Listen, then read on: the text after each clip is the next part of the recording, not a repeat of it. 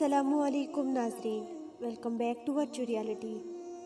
زلزلے کے بارے میں لوگوں میں عجیب و غریب خیالات پائے جاتے ہیں۔ کچھ لوگ کہتے ہیں کہ مافوق الفطر قوتوں کے مالک دیو ہیکل درندے جو زمین کے اندر رہتے ہیں وہ زلزلے پیدا کرتے ہیں۔ ہندوؤں کا عقیدہ ہے کہ زمین ایک گائے کے سینگوں پر رکھی ہوئی ہے، جب وہ سینگ تبدیل کرتی ہے تو زلزلے آتے ہیں۔ کچھ لوگ کہتے ہیں کہ زمین ایک بڑے کچھوے کی پیٹھ پر ہے، وہ جب حرکت کرتا ہے تو زلزلے آتے ہیں۔ یہ سب غیر اسلامی نظریات ہیں۔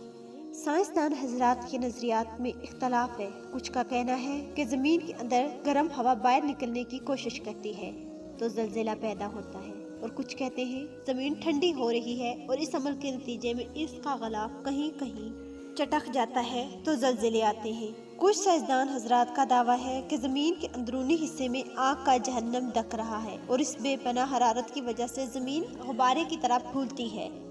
اس وقت سب سے مقبول ترین نظریہ پلیٹ ٹیکٹونس کا ہے، جس کی مقبولیت کو تمام مسلم ماہرین نے تسلیم کر لیا ہے کہ جب زمین کی جو پلیٹ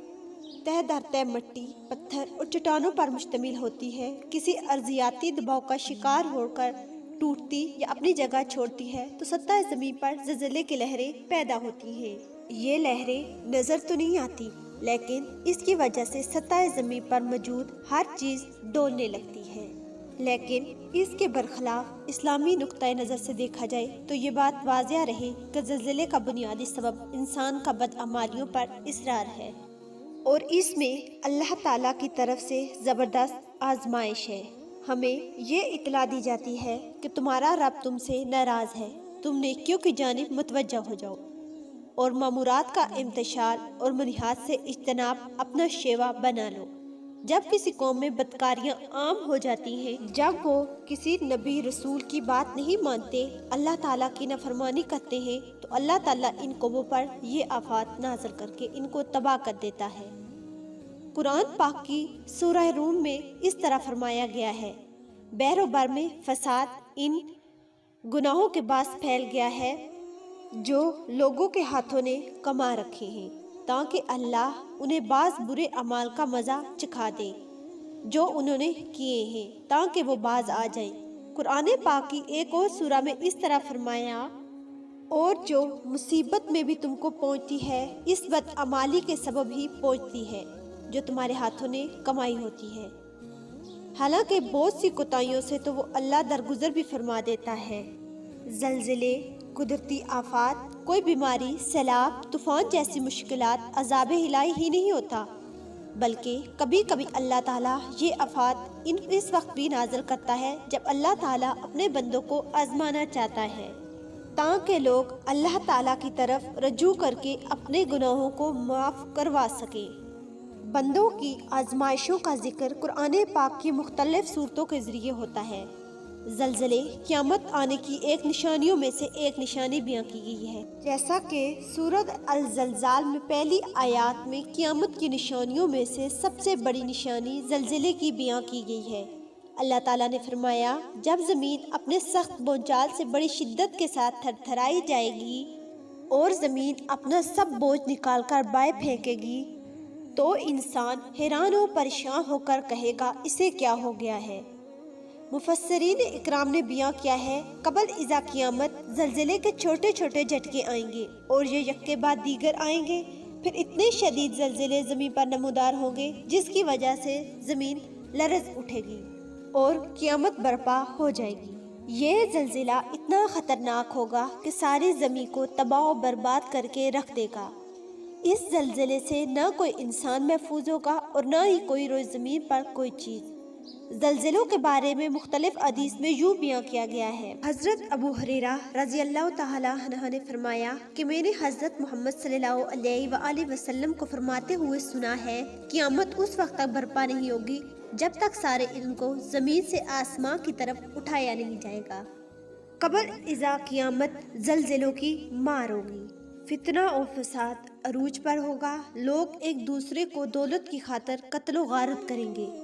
حضرت ابو ہریرہ رضی اللہ تعالی عنہ سے مروی ہے کہ نبی اکرم نے فرمایا، جب لوگ جنگ سے حاصل کردہ مال کو اپنی مالیت سمجھنے لگ جائیں گے امانت میں خیانت عام ہو جائے گی، لوگ زکوٰۃ دینے سے دن بدن دور ہوتے جائیں گے، دینی تعلیم دنیا کی دولت کمانے کے لیے حاصل کی جائے گی، بچے ماں باپ کا احترام نہیں کریں گے، شوہر بیویوں کے ہر حکم کی پیروی کریں گے، ہر طرف لوٹ مار کا بازار گرم ہوگا، امیر اور بدماشوں کے ڈر سے ان کا احترام کیا جائے گا،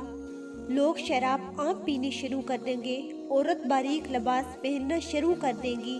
عورتیں مردوں کی طرح لباس کو پہننا پسند کریں گی، نئی آنے والی نسلیں اپنے بڑوں کا احترام نہیں کریں گی، دور جدید کے لوگ پہلے آنے والوں کو اچھا نہیں تصور کریں گے، جب یہ زمانے میں سب صورتیں پیدا ہو جائیں گی تو پھر سمجھ جاؤ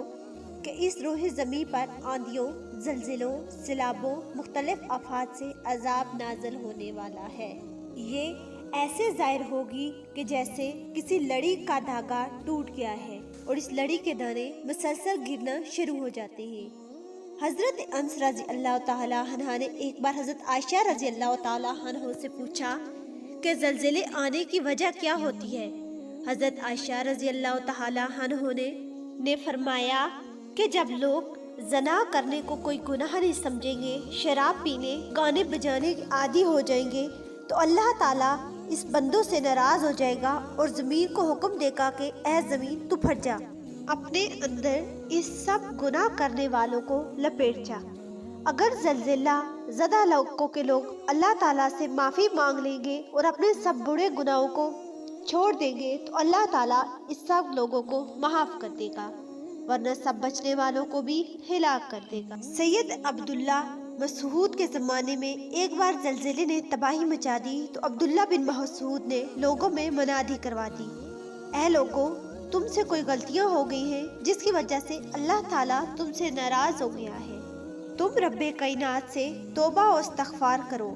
تاکہ تم پر اللہ تعالیٰ راضی ہو اور تم سے زلزلے جیسی آفت کو دور فرما دے۔ اگر تم اللہ تعالیٰ سے توبہ و استغفار نہیں کرو گے تو تم اپنے کیے ہوئے گناہوں کی وجہ سے تباہ و برباد ہو کر رہ جاؤ گے۔ حضرت عمر بن عبد العزیز کے زمانے میں جب زلزلہ آیا تو انہوں نے اپنے سب وزیروں، مشیروں، گورنوں، اپنے علاقے کے لوگوں کو حکم دیا کہ اللہ تعالیٰ سے توبہ استغفار کرو، زلزلے تب آتے ہیں جب ہم ایسے کاموں میں مشغول ہو جائیں جس کی وجہ سے اللہ تعالیٰ ناراض ہوتا ہے، اور وہ دعا مانگو جو حضرت آدم علیہ السلام نے مانگی تھی وہ مانگنا شروع کر دو۔ دونوں نے عرض کیا، اے ہمارے رب، ہم نے اپنی جانوں پر زیادتی کی ہے، تو نے ہم کو نہ بخشا اور ہم پر رحم نہ فرمایا تو ہم یقیناً نقصان اٹھانے والوں میں سے ہو جائیں گے۔ ان سب قرآن کی آیات اور حدیث سے یہ پیغام دیا گیا ہے کہ اللہ تعالیٰ سے ہر وقت توبہ کرتے رہا کرو، برے کاموں سے بچو اور انسانیت کی خدمت کیا کرو۔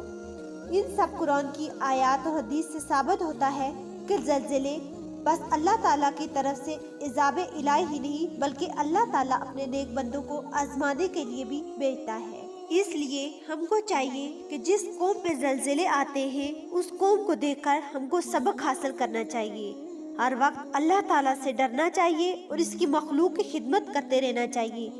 جس جگہ بھی زلزلے کی وجہ سے لوگوں کو مشکلات کا سامنا کرنا پڑ رہا ہے، ان لوگوں کی ہر وقت مدد کرتے رہنا چاہیے۔ مذہب، رنگ، نسل کو چھوڑ کر انسانیت کی خاطر ہم کو ایک دوسرے کی مدد کرنے میں ہاتھ بٹانا چاہیے۔ ہو سکتا ہے ان لوگوں کو ہماری کسی نہ کسی مدد کی وجہ سے اللہ تعالیٰ دوبارہ سے نئی زندگی عطا فرما دے۔ آمین۔